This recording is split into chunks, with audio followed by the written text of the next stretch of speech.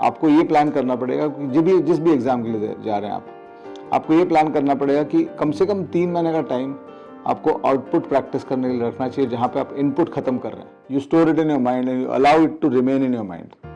तो क्या होता है कि उसको, because it is a constant part of your mind, that knowledge is a constant part of your mind, तो आप उसको फील करना स्टार्ट कर देते हैं और उसका कंपाउंडिंग इफेक्ट आपको मिलने लगता है। Good morning friends, welcome back to the Arun Sharma academy.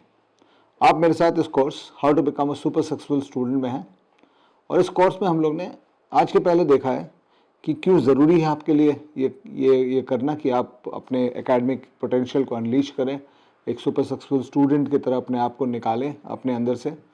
क्यों आपको खुद के अंदर की आवाज़ें जो बोलती हैं कि आप नहीं कर सकते हैं, उसको रोकना ज़रूरी है।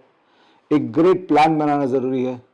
और उसके बाद हम लोग ने एक इफ़ेक्टिव स्टडी सेशन के बारे में बात की है कि आपको अगर एक बार एक ग्रेट प्लान बना लिया तो जब एक्शन का टाइम आता है स्टूडेंट लाइफ में, तो वो इफ़ेक्टिव स्टडी सेशन क्यों होना चाहिए और कैसे क्या प्रिंसिपल्स हैं इफ़ेक्टिव स्टडी सेशंस क्रिएट करने का, इसका डिस्कशन हम लोग ने किया है। और पिछले एपिसोड में जिसका कंटिन्यूएशन ये एपिसोड है, पिछले एपिसोड में हम लोग ने ये बात किया था, मैंने आपसे ये बात की थी कि जब भी आप कोई एग्ज़ाम के लिए तैयारी कर रहे हैं, भले वो बोर्ड एग्ज़ाम हो या कॉम्पिटिटिव एग्ज़ाम हो, तो आपका 2 कंपोनेंट्स होता है उस एग्ज़ाम की तैयारी में। एक कंपोनेंट होता है इनपुट का क्वालिटी सुधारना और दूसरा कंपोनेंट होता है आउटपुट का क्वालिटी सुधारना। सो अगर आप किसी इस तरह के एग्ज़ाम में को देने जा रहे हैं जहाँ पे 2 लाख 3 लाख 5 लाख लोग आपके कंपटीशन में हैं, तो आपको सबसे पहले तो ये इंश्योर करना, अगर आपको टॉप 1000, टॉप 500, टॉप 2000 में आना है उसमें, तो आपको सबसे पहले ये इंश्योर करना पड़ेगा कि आपका नॉलेज और understanding of the subjects involve should be in the top 10,000 at least, है ना। उसके बाहर आप रहिएगा, आप टॉप 50,000 में रहिएगा, टॉप 1 लाख में रहिएगा, तो आप कितना भी अच्छे से आउटपुट दे दीजिए, आप टॉप 500 में नहीं आ पाएंगे, right? So once you and we talked about the components of this whole thing, how it gets structured and built about. और एक बार आपने ये क्रिएट कर लिया कि मेरा इनपुट प्रोसेस स्ट्रांग हो गया, एंड इनफैक्ट आपके टाइमलाइन में भी, आपके प्रिपरेशन टाइमलाइन में भी it has to be divided into 2 parts. One is where you're taking in things and the other part is where you're practicing giving out. तो giving out is very important. In fact it's unfortunately मैं जो देखता हूँ students में कि वो अपना पूरा टाइम या अपने मिस प्लानिंग के कारण या टाइमलाइन के मिस यूटिलाइजेशन के कारण, प्रिपरेशन टाइमलाइन के मिस यूटिलाइजेशन के कारण होता क्या है उनके पास कि जब तक एग्ज़ाम की डेट आ जाती है तब तक वो इनटेक ही करते रहते हैं। और जाहिर बात है कि आपका इनटेक अगर कंप्लीट नहीं हुआ तो आप आउटपुट नहीं दे पाएंगे, राइट। आपके अंदर अगर गार्बेज गया हुआ है या आपके अंदर की जो नॉलेज है वो क्वालिटी हाई नहीं है, क्वालिटी लो है, because it is not got synthesise, या आपके दिमाग में अंदर वो कुछ दिन तक नहीं रहा है, तो आप ऑब्वियसली आउटपुट नहीं दे पाएंगे जो आपको देनी है। तो two things which I want to talk about here. First of all, timeline wise आपको ये प्लान करना पड़ेगा कि जिस भी एग्ज़ाम के लिए जा रहे हैं आपको ये प्लान करना पड़ेगा कि कम से कम 3 महीने का टाइम आपको आउटपुट प्रैक्टिस करने के लिए रखना चाहिए, जहाँ पे आप इनपुट खत्म कर रहे हैं। सो अगर आपका नवंबर में एग्ज़ाम है तो आप अगस्त तक आपका इनपुट हो जाना चाहिए ख़त्म। आपका मार्च में, सपोज आपका बोर्ड एग्ज़ाम मार्च अप्रैल में है, तो आपको दिसंबर जनवरी तक इनपुट का काम ख़त्म कर लेना चाहिए। और लास्ट 3 महीने जो टॉपर्स करते हैं वो सिर्फ आउटपुट पे काम करते हैं, वो प्रैक्टिस करते हैं मॉक टेस्ट की, राइटिंग स्किल्स की। ऑफकोर्स डिपेंड करता है, डिफरेंट एग्ज़ाम्स हैं। कुछ एग्ज़ाम में राइटिंग स्किल्स इंपॉर्टेंट है, कुछ एग्जाम में सॉल्विंग स्किल्स इंपॉर्टेंट, जहाँ पे आपको एप्टीट्यूड टाइप के एग्जाम्स में या आईआईटी टाइप के एग्जाम में जहाँ आपको सवाल हल करने पड़ते हैं अंडर प्रेशर। तो आपके एग्जाम का आउटपुट किस फॉर्म में आता है वो आपको ऑब्वियसली समझ में तो आ ही जाएगा। तो आप डिस्क्रिप्टिव एग्जाम अगर दे रहे हैं तो आपको राइटिंग आंसर्स का प्रैक्टिस करना पड़ेगा, और राइटिंग आंसर्स के कुछ प्रिंसिपल्स हैं जिसके बारे में आ रहा हूँ। और अगर आप किसी एप्टीट्यूड या प्रॉब्लम सॉल्विंग बेस्ड एग्जाम पे जा रहे हैं, जैसे आप MBA के एग्ज़ाम के लिए जाते हैं, या बैंकिंग या SSC या all the one day exam so called, या इवन आप एग्जाम लाइक GMAT या GRE दे रहे हैं विच आर मोस्टली एप्टीट्यूड, तो वहाँ पे आपको अंडर प्रेशर सॉल्विंग को प्रैक्टिस करना पड़ेगा। तो आउटपुट को हम लोग 2 पार्ट में डिवाइड कर सकते हैं कि आउटपुट का practice. One is the descriptive writing output practice. तो अगर आपके एग्जाम में डिस्क्रिप्टिव क्वेश्चंस आने वाले हैं, जैसे कि आप CA का एग्ज़ाम अगर दे रहे हैं, या आप यूपीएससी का एग्जाम कोई दे रहे हैं, आईएएस की एग्जाम दे रहे हैं या कोई बोर्ड एग्जाम दे रहे हैं, तो वहाँ पे descriptive writing is going to be the piece, the major piece. आपको उसके लिए काम करना पड़ेगा। तो डिस्क्रिप्टिव राइटिंग के लिए जब आप जाइएगा या जो प्रैक्टिस करिएगा, तो ऑफकोर्स एक तो टाइमलाइन आपको डिफाइन करना पड़ेगा कि लास्ट 3 महीने मैं सिर्फ राइटिंग की प्रैक्टिस करूँगा, बिकॉज मैंने जो सब्जेक्ट लेना था वो ले लिया है। सो एक तो वो मिस प्लानिंग मत करिए।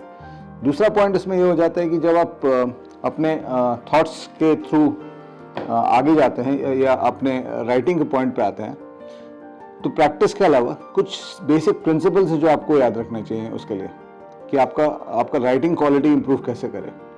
तो राइटिंग क्वालिटी इंप्रूव करने के लिए सबसे पहली पॉइंट ये है कि आपको अपने logic of what you want to say, एक सवाल जब आएगा सामने आपके तो कुछ पूछेगा, तो उसका जवाब मुझे क्या देना चाहिए, उसका एक सबसे पहले आइडिया सिंथेसिस करना आना चाहिए आपको। और आइडिया सिंथेसिस तभी होगा आपसे जब आपका नॉलेज आपके माइंड में कुछ दिन पहले से घुसा हुआ है। आपने एक कॉन्सेप्ट अब हम लोग सब जानते हैं कंपाउंड इंटरेस्ट का, फाइनेंस के वर्ल्ड में द पावर ऑफ कंपाउंडिंग कहा जाता है इसको। तो पावर ऑफ कंपाउंडिंग क्या होता है कि आप अगर किसी इन्वेस्टमेंट में अपना पैसा डालते हैं और उसको कुछ सालों तक रख देते हैं, 10 साल 20 साल 25 साल तक रख देते हैं, तो वो 1 रुपये आपका 100 रुपये लाखों रुपए में कन्वर्ट कर जाता है, क्योंकि वो कंपाउंडिंग का पावर है। क्योंकि आप कंपाउंड इंटरेस्ट जब लगाइएगा किसी भी चीज़ पे, तो विद टाइम वो बहुत ग्रो कर जाता है। वही कॉन्सेप्ट आपके एकेडमिक्स में भी आता है।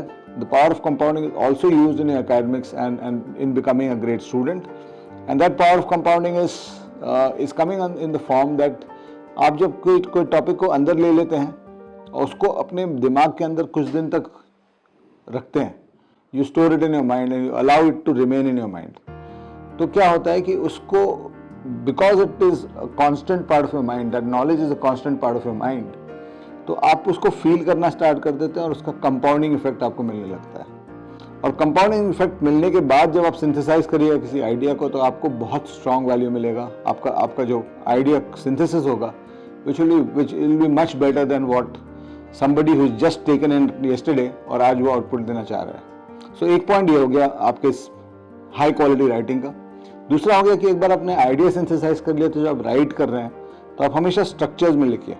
बहुत लोग को मैं देखता हूँ कि हम लोग को सिखाया नहीं जाता है अपने स्कूल कॉलेज में कि आंसर्स कैसे लिखना चाहिए। अनफॉर्चुनेटली हम लोग का एजुकेशन सिस्टम में आंसर राइटिंग या हाई क्वालिटी राइटिंग के बारे में कोर्सेज अवेलेबल ही नहीं है। हो सकता है हम लोग अरुण शर्मा एकेडमी पे इस पे भी कोर्स लाएं आगे कि how do you become a more effective writer. I look for advice from all of you कि आपको किस तरह के कोर्सेज चाहिए यहाँ पे। लेकिन the whole point I am trying to say is that आप जितना स्ट्रक्चर्ड राइटिंग करिएगा, जैसे आपको सपोज 3 पॉइंट बोलने हैं, तो अगर आप स्टार्ट में ही अपने रीडर को, because as a writer of an answer, of a descriptive answer, you are communicating something to a reader, तो आप अपने रीडर को पहले ही कम्युनिकेट कर दीजिए कि सर मैं आपको 3 बात, इस आंसर को मैं 3 पॉइंट्स में बताऊंगा। तो क्या होता है कि रीडर के माइंड में ऑटोमेटिकली खट करके वो तीन बॉक्स बन जाते हैं कि अच्छा मेरे को 3 पॉइंट बताने वाला है, मैं पहला पॉइंट ले लिया, मैंने दूसरा ले लिया, तीसरा ले लिया। अगर आप वही बात बताइए बिना स्ट्रक्चरिंग के कि 3 बात में बताने वाला हूँ, आपने रीडर को नहीं बताया पहले बिफोर हैंड, तो वही बात अगर आप लिखिएगा तो आपका वो इफेक्टिवनेस नहीं आएगा, और इफेक्टिवनेस नहीं आएगा आपके राइटिंग में, तो ऑब्वियसली आपको उसी नॉलेज के लिए मार्क्स कम मिलेंगे, तो आप कॉम्पिटिटिव एग्जाम में पीछे रह जाएंगे। So of course there are many more principles of high quality writing, and as I said इस पे एक पूरा कोर्स किया जा सकता है by actually talking about various examples and scenarios of high quality writing. लेकिन मतलब these are some things I think I want you to start living with and start exploring the possibilities that emerge out of these 3 basic principles I've talked about. The first principle was the power of compounding. अपना knowledge intake एक point पे खत्म करिए at least 3 to 4 months before the exam. That is part of your planning and part of a great plan. उसमें भी बात किया था हम लोग ने इसके बारे में. Allow that knowledge to synthesize in your mind, to germinate in your mind, to compound in your mind over the last 3-4 months of your preparation process. And then work on the synthesis and do a lot of writing practice in the context of a descriptive exam. Solving based exams में high quality output का क्या perspective है उसको हम लोग अगले episode में देखेंगे.